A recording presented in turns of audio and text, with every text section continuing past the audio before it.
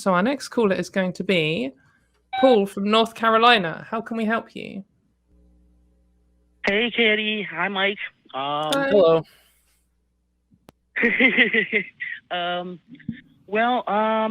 Let's see. I am a big student of religious anthropology, and specifically, I focus in small group psychology mostly, but large group psychology as well. But like 150-year-old basis of most of religious anthropology is the premise of magical thinking being at the core or the origin of religious thinking, religious structures, spiritualism. And in the past, since the 90s, there's been a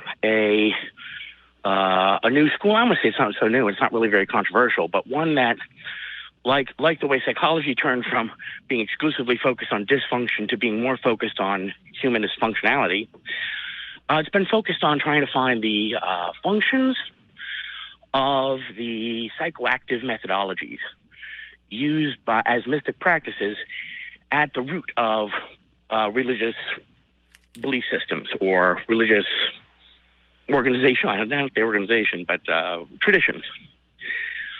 I find that I find that in my life a little challenging because being not a believer and not raised. I was raised an atheist.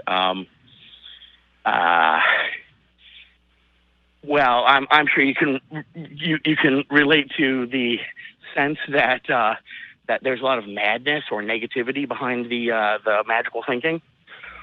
Sure. Are you trying to kind of get to the point of like what would be the positive outlooks on it? As I have on this call screener, it says positive functionality and religious anthropology. Secular sexuality. Yeah, right. Yeah. But I'm curious on what that point specifically is that you're trying to make. Oh, I'm not so sure it's a fine point so much as a small sure. worth of conversation. Yeah, that's cool. Sure. I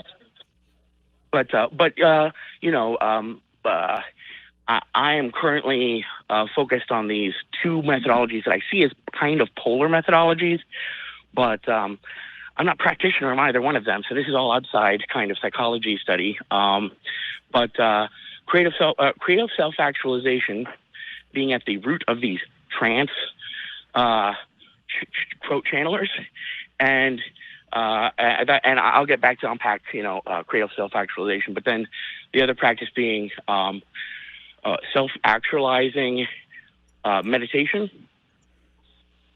or mindfulness meditation. I know that's actually a little too narrow. If I say mindfulness meditation, that refers to a specific methodology. Sorry, Paul, let me interrupt real quick because I'm trying to. Yeah. So I'm trying to and I'm not trying to be rude, but I'm trying to understand specifically. A lot of what you're saying is going right over my head. I'm not. What sure the point is? Yeah, where, and it might just be my ignorance to what you're talking about. But what's what would be for myself and people that might not know some of these terms? What would be a way that you could kind of elucidate on the point a little bit? I don't know, more finely. Well, have you ever heard of Maslow's pyramid of needs? Yeah. I couldn't hear what you said. I'm sorry.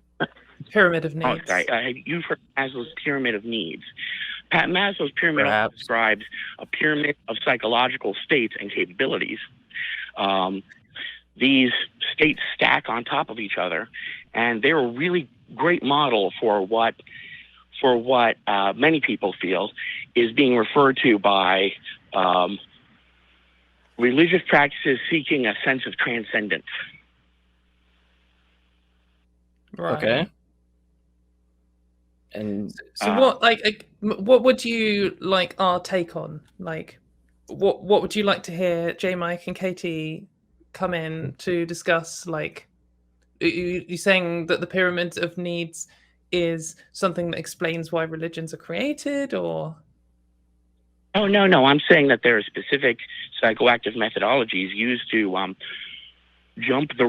temporarily jump the runs on the pyramid of needs and artificially create a sense of being at the top of that pyramid where your thinking isn't as bogged down by by the primitive reactive psychology of the Right. lower levels of the pyramid.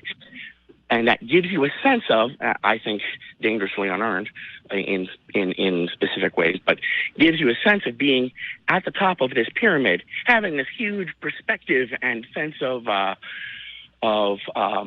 meaning.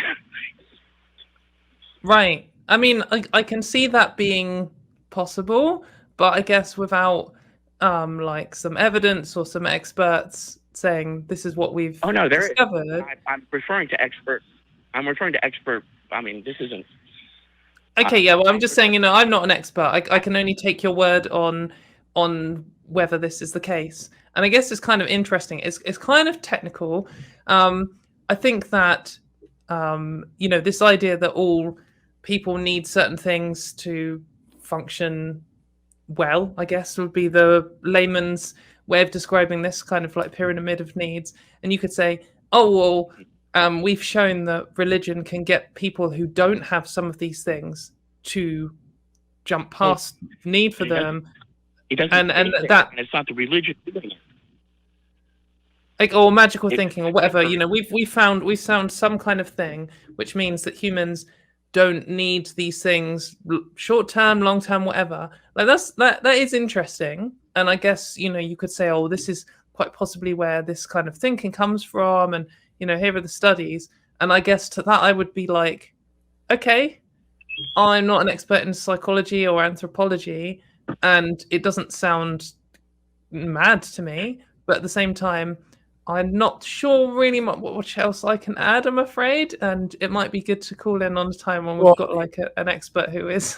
Yeah, I mean, that's kind of the issue for me, right? Is that I don't really know how much I can add to it. I took like a psychology class in college. To the extent of that. There's things in psychology I'm somewhat skeptical of in terms of before we have like a basis in neuroscience, but that's a whole different type of conversation. But most importantly, I don't really concern myself on like the why people believe something in a certain way, or what's maybe the psychological reasons for that. In terms of like doing this show, yeah, and I get that point.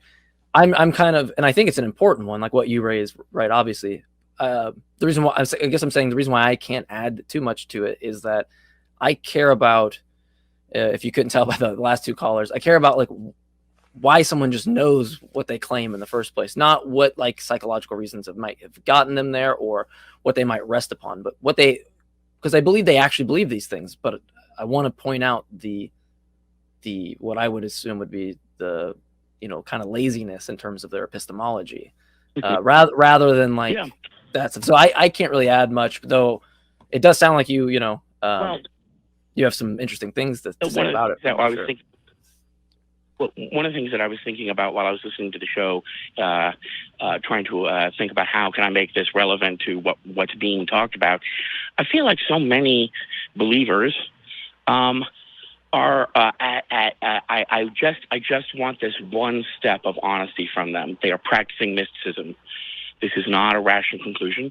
This is a mystical act they're doing. And if they want to believe that what the mysticism gives them is truth, that's fine. But they've got to recognize that that's an external truth. That's not a shared reality. Yeah, I mean, it's one of just mysticism. Well, so I need to know specifically what you mean mystic. When I deal with people that claim to be like mystics and stuff, it usually deals more in like them telling me about some drug experience that they had that confirms some belief that mystics also use this. So maybe we're talking past each other in that sense. They do use the mysticism is in anthropology. Mysticism is believed to be at the root of all religions, and that the more mainstream orthodoxies erect dogmas and turn their concern from radically reshaping a paradigm into enforcing a livable paradigm as governors. But so mystic practices end up being at the root of what's called the living religion, and they keep on recurring whenever the religion is so stagnant that they are losing believers. Right.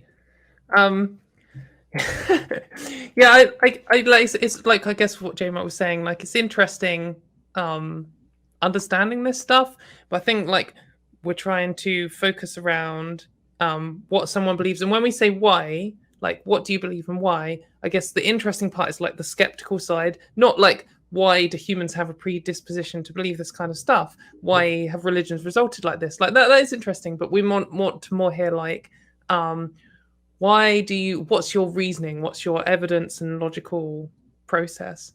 So I think like Right, but if you it's an interesting discussion, but I think we might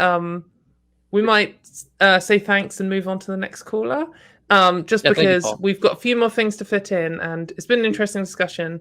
But yeah, let's see if we can get a brawl in with someone who believes something wacky. But anyway, thank you very much for your call, Paul. And maybe we will hear from you again in the future.